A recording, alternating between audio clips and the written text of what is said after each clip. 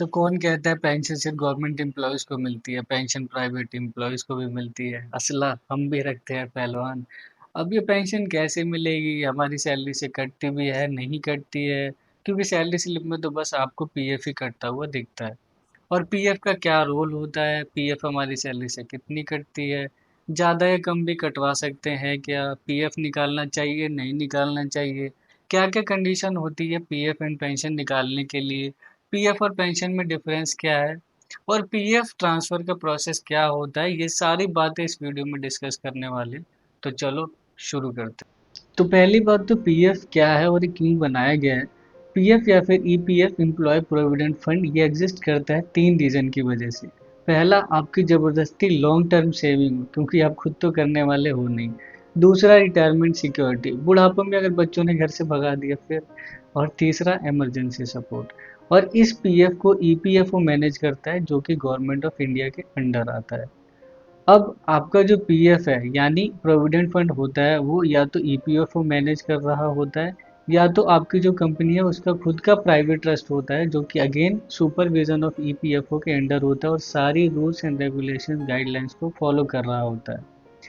तो आप जिस कंपनी में भी ज्वाइन करें, वहाँ पर आप ये पता कर लें कि आपका जो पीएफ है वो ईपीएफओ में जमा हो रहा है या फिर उनका खुद का प्राइवेट ट्रस्ट है वहाँ जमा हो रहा है। अब आप कहीं भी काम करना स्टार्ट करोगे तो वहाँ पर कुछ मंथ्स बाद यूएएन नंबर जनरेट होता है, जिसको हम यूनिवर्सल अकाउंट नंबर बोलते हैं, जिसमें आपका पीएफ के पैसे जमा होते हैं। एंड आप कहीं भी जॉब स्विच कर रहे हो तो वहाँ पे पीएफ नंबर चेंज होता है, पीएफ नंबर नया जनरेट होता है, यूएएन नंबर सेम ही रहता है। और इस चीज़ को जानना बहुत ज़रूरी है पीएफ ट्रांसफ़र के लिए। अब सवाल आता है कि पीएफ कटता कितना है आपकी सैलरी का? तो पीएफ जो है आपकी बेसिक सैलरी का 12% कटता है। मतलब इसमें 12% आप कंट्रीब्यूट कर रहे होते हैं एंड 12% आपका एम्प्लॉयर कंट्रीब्यूट करता है। मीनिंग जिस कंपनी में आप काम कर रहे हो वो 12% कंट्रीब्यूट कर रही होती है, तो टोटल 24% कंट्रीब्यूशन होता है। बट एक्चुअल में 24% आपकी सीटीसी से ही कटता है। आपका जो कंट्रीब्यूशन होगा वो तो आपके सैलरी स्लिप के डिडक्शंस में आएगा, बट जो 12% एम्प्लॉयर को देना है वो कहीं आपके सैलरी स्लिप पर नहीं आएगा, बट वो भी आपके सीटीसी से ही कट रहा होता है। अब कई बार होता है ऐसा है कि मान लो आपकी बेसिक सैलरी 30,000 है, तो 30,000 का 12% 3600 बनते हैं, बट आपके 3600 पीएफ के नहीं कट रहे होंगे। तो एक्चुअल में होता क्या है कि ईपीएफओ ने एक मिनिमम बेसिक सैलरी ले रखी है 15,000, तो एटलीस्ट 15,000 का 12% पीएफ कटवाना ही पड़ेगा। तो कई बार कंपनी इसी चीज़ को यूज़ करती है और 15,000 पर ही आपका 12% पीएफ कट रहा होता है, जो कि 1800 बनते हैं। एंड कंपनीज ये इसलिए करती हैं ताकि आपको इन एंड सैलरी ज़्यादा मिल सके। अब आप चाहो तो आप अपनी कंपनी में एचआर डिपार्टमेंट में रिक्वेस्ट करके आपकी जो एक्चुअल बेसिक सैलरी है उसका 12% करवा सकते हो। बट एक्चुअल में लोग ऐसा कम ही करवाते हैं, क्योंकि कौन चाहेगा कि मेरी जेब में इन एंड कम आए। एंड कंपनीज भी जनरली इस रूल को कम ही अप्लाई करते हैं। अब ये जो 24% है ये आपको पूरा पीएफ में नहीं जाता। आपका जो 12% आपकी सैलरी से कटता है वो तो आपका पीएफ में जाएगा, लेकिन जो एम्प्लॉयर की तरफ से 12% कटता है उसमें से 3.67% आपका पीएफ में जाता है और 8.33% पेंशन में जाता है, जिसको हम ईपीएस भी बोलते हैं। अब ये पीएफ एग्जैक्टली है क्या? तो ऐसे समझो जैसे हम एक बैंक अकाउंट खुलवाते हैं, उसमें पैसे जमा करते हैं और हमें उस पे इंटरेस्ट भी मिलता है। उसी तरीके से पीएफ कटता है, वो एक बैंक अकाउंट की तरह होता है, उसमें पीएफ के पैसे जाते हैं और हम वहाँ पर अपना बैलेंस भी देख सकते हैं और उस पर हमें कितना इंटरेस्ट मिला वो भी देख सकते हैं। जी हाँ, बहुत लोगों को नहीं पता पीएफ पर हमें इंटरेस्ट भी मिलता है, वो भी 8 से 8.5% तक का, और ये कंपाउंड इंटरेस्ट होता है। जनरली भी 3-4 साल से 8.25% का इंटरेस्ट मिल रहा है।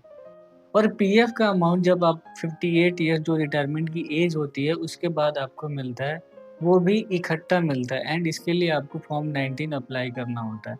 ऐसा नहीं है कि 58 ईयर्स हो गए, रिटायरमेंट की एज आ गई तो अपने आप अकाउंट में आपके पैसे आ जाएंगे। आपको खुद से अप्लाई करना पड़ता है।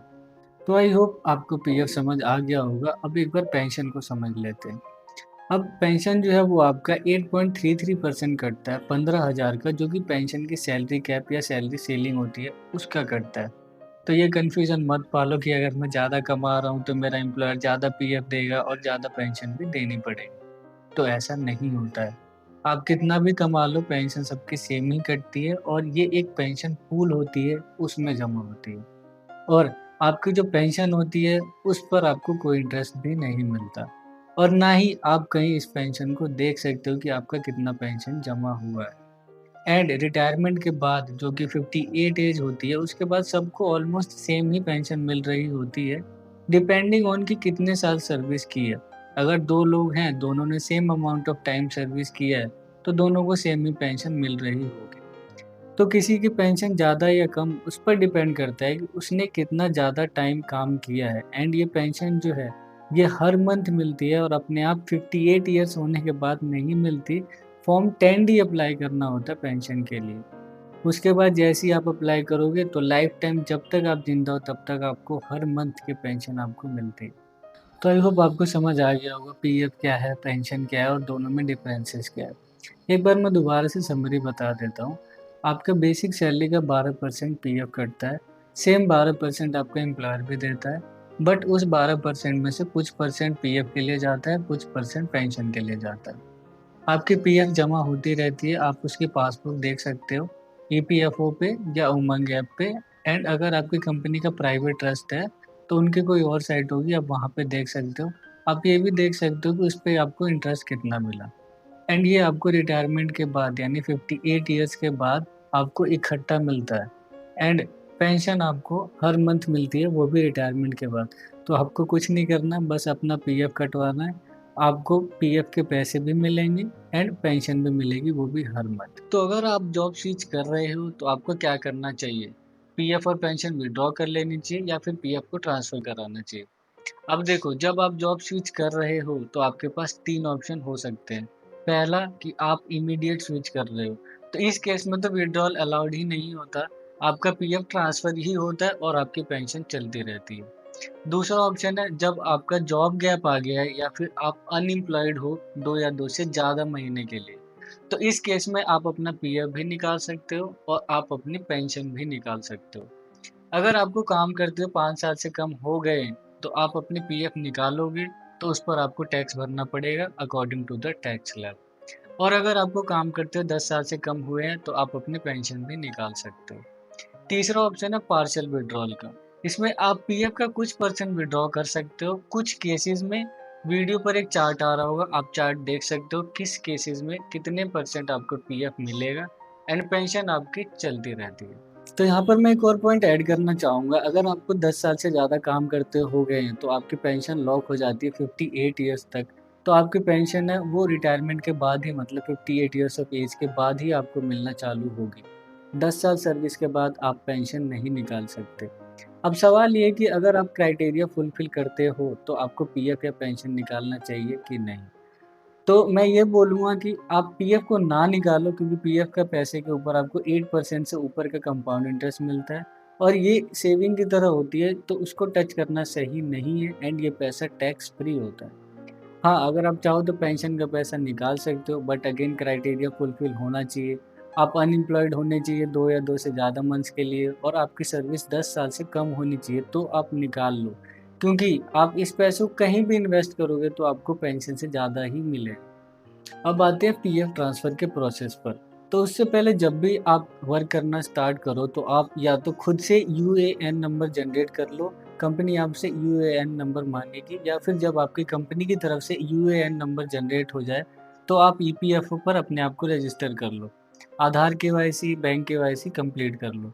ये चीज़ें आपकी क्लेम में और पीएफ ट्रांसफ़र में हेल्प करती हैं, क्योंकि ये चीज़ें रिक्वायर्ड हैं जब आप अपना पीएफ ट्रांसफ़र करवा रहे हो या फिर क्लेम कर रहे हो।